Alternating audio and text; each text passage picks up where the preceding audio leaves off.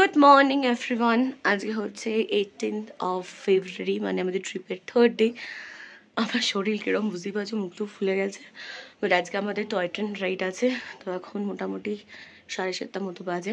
দেখো রেডি হয়ে গেছি, তোমাদের ব্যাক ক্যামেরা করে ফুল লুকসটা দেখিয়ে দিচ্ছি।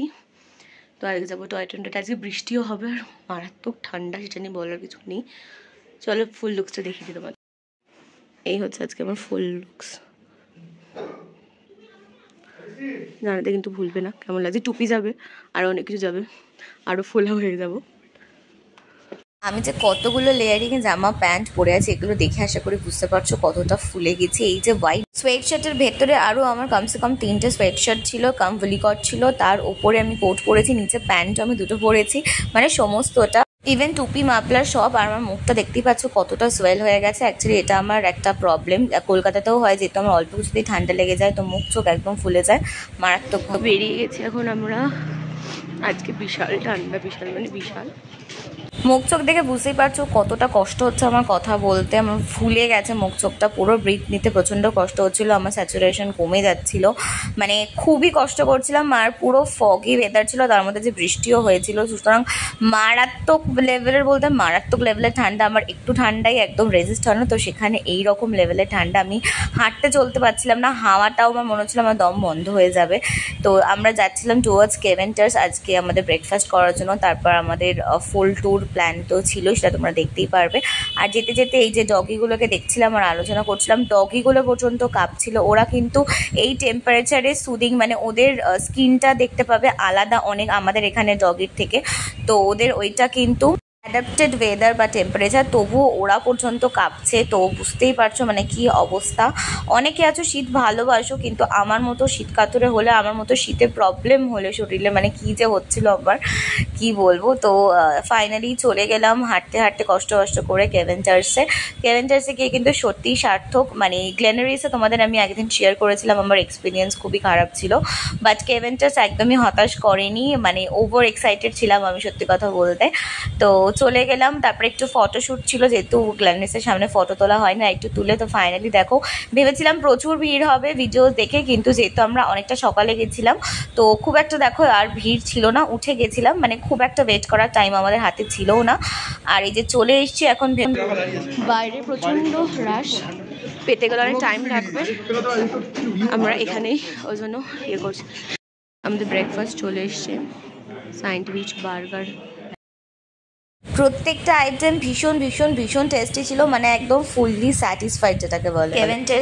কেভেন্টার্সে ফেমাস কফি না খেলে তো ইনকমপ্লিট। আমি আর বাপি নিয়ে নিয়েছিলাম ব্ল্যাক কফি, ভেরি স্ট্রং, যেটা বিশাল ভালো লেগেছিল সত্যি কথা বলতে। 5 মিনিটের জন্য পুরোপুরি একদম মানে ঠান্ডাটাও কম লাগছিল। তারপর ঘুরে দেখাতে গিয়ে দেখো আর একটা স্পেসে চলে এলাম, যেটা আমরা যেখানে বসেছিলাম রুফটপের মতনই ছিল, বাট এটা ওপরটায় ঢাকা ছিল।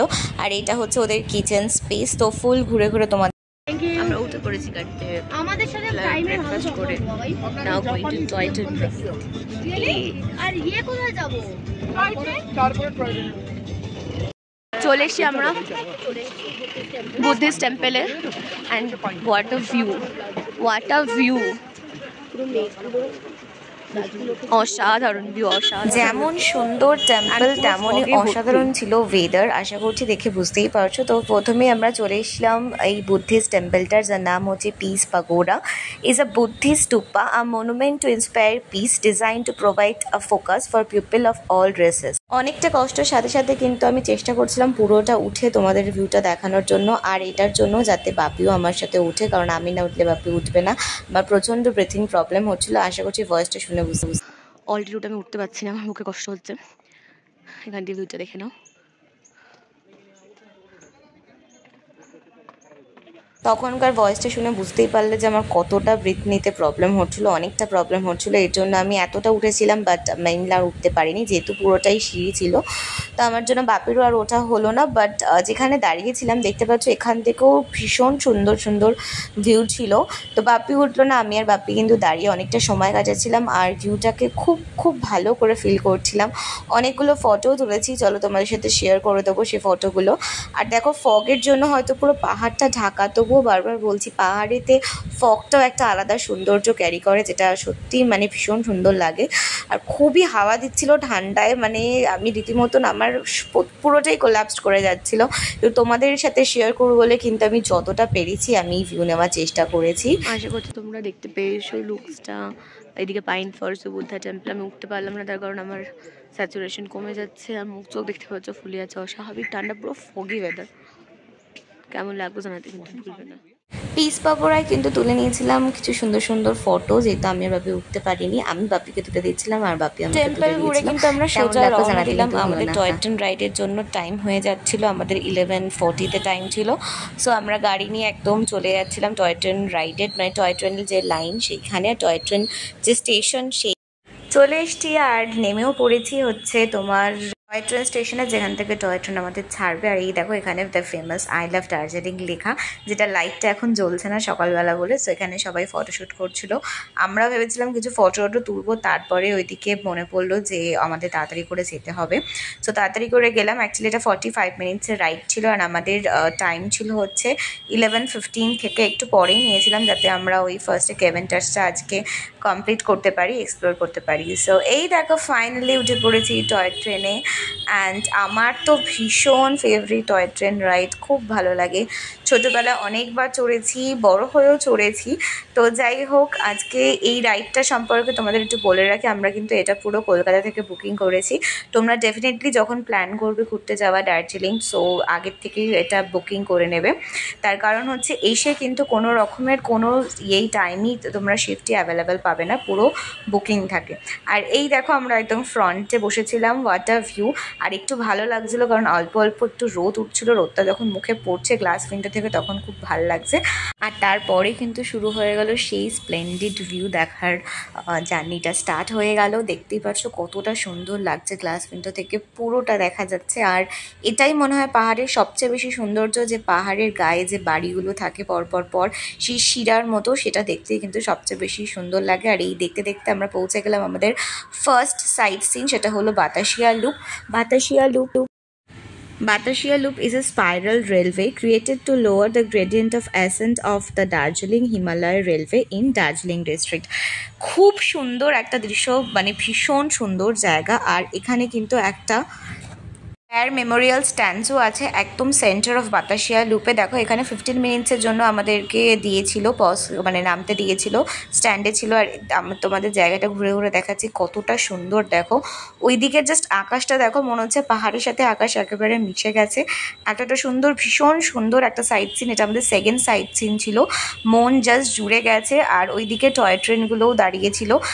যেমন সুন্দর ভিউ তেমনই কিন্তু সুন্দর ফটো এসেছিল, বাপি তুলে দিয়েছিল আর আমি বাপিকে তুলে দিয়েছিলাম, একদম পিকচার পারফেক্ট ছিল। আর তারপর দেখো আমরা বেরিয়ে এলাম ওখান থেকে ফার্স্ট সাইট সিন, কারণ বেশিক্ষণ আমাদের টাইম দেয়নি দেখার জন্য, 15 মিনিট মতো দিয়েছিল। তো তারপর আমরা যে লোকগুলো দাঁড়িয়েছিল তাদেরকে টাটা করতে করতে চলে যাচ্ছিলাম আমাদের সেকেন্ড সাইট সিনের জন্য। বাতাসিয়া লুপের টাইমিং কিন্তু সকাল 11টা থেকে বিকেল 5টা অবধি খোলা থাকে। তোমরা এমনিও সাইট সিন করতে পারো, আর যদি টয় ট্রেন রাইড নাও তাহলে তো তোমরা এর মধ্যে পেয়েই যাচ্ছ তোমাদের সেকেন্ড সাইট সিন হিসাবে। সো তারপর দেখো আমরা থার্ড সাইট সিনের উদ্দেশ্যে চলে গেলাম। আর এই যে যেতে যেতে সেই সুন্দর বাইরের প্রকৃতি কিন্তু খুব ভালো করে এনজয় করছিলাম। আর দেখতে পাচ্ছ আমি সমানে তোমাদের জন্য ক্লিপস নিয়েছি শেয়ার করার জন্য আর আমার মেমোরিসে রাখার জন্য। তো তারপর আমরা চলে এলাম আমাদের থার্ড সাইট সিনে, সেটা হলো ঘুম মিউজিয়াম অ্যান্ড ঘুম স্টেশন। ঘুম মিউজিয়াম আসার আগে আমাদের 2-3টে ভল্ট দিয়েছিল, সেটা হলো দার্জিলিং জু। তো ওইগুলোতে আমরা খুব একটা বেশি এক্সপ্লোর করিনি, তাই ভিডিও করিনি। এইগুলোই মেন জায়গাগুলো যেগুলো আমরা ঘুরেছি, এবং যেগুলো খুব ফেমাস সেগুলোই কিন্তু আমরা ঘুরেছি, ভিডিও করেছি এবং তোমাদের সাথে শেয়ার করছি, যাতে তোমাদেরও একটা আইডিয়া ট্যুর হয়ে যায়।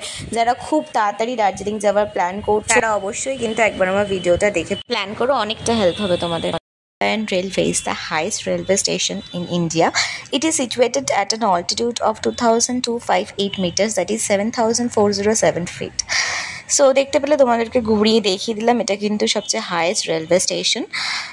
সো এটাতে বেশিক্ষণ আমাদের হল্ট দেয়নি, 10 মিনিট মতো হল্ট দিয়েছিল। তো তারপর বেরিয়ে আমার ওয়াশরুমে যাওয়ার ছিল। সো সেখানে একটা ইনসিডেন্ট হয়েছিল, আমি ওয়াশরুমে গেছিলাম আর এইদিকে কিন্তু টয় ট্রেন থেকে আমাদের সিটি বাজাচ্ছিল।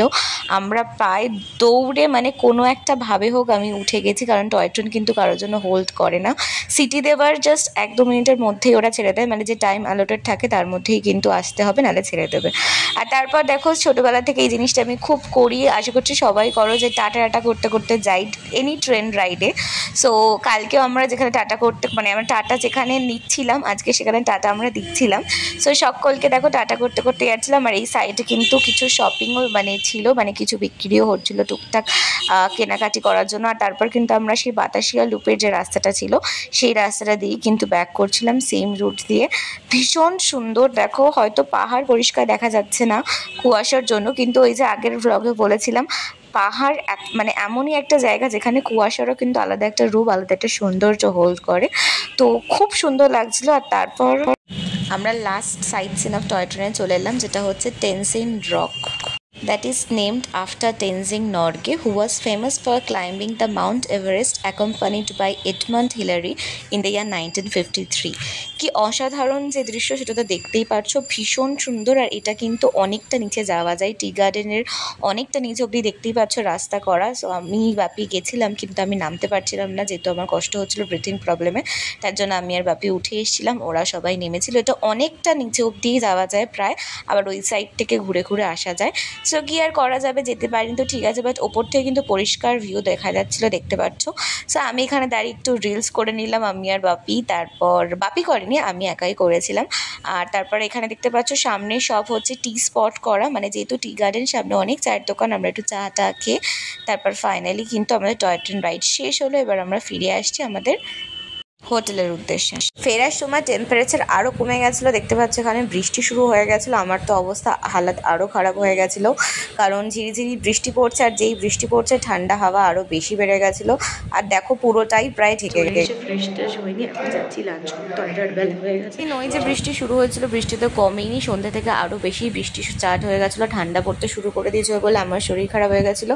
তো সেই দিন আমরা বেরোইনি, এই ভিডিওটা আগের দিনের ক্লিপ ছিল, তোমার সাথে শেয়ার করা হয়নি বলে শেয়ার করে দিলাম। এটা স্ট্রিট ফুড মোমো ছিল, আরও অনেক কিছু আমরা ট্রাই করেছিলাম আগের দিন বেরিয়ে, সেটা শেয়ার করা হয়নি। আর সেদিন আমার এতটাই শরীর খারাপ হয়ে গেছিলো যে খাবার হোটেলে আনানো হয়েছিল। তো দেখো এখানে আমার সেই ফেভারিট নুডলসটা আনানো হয়েছিল আর মোমো, এটা সত্যি অসাধারণ ছিল। সো এই ছিল সেদিনের ব্লগ, তারপর অনেকটা শরীর খারাপে আমি কাটিয়েছিলাম।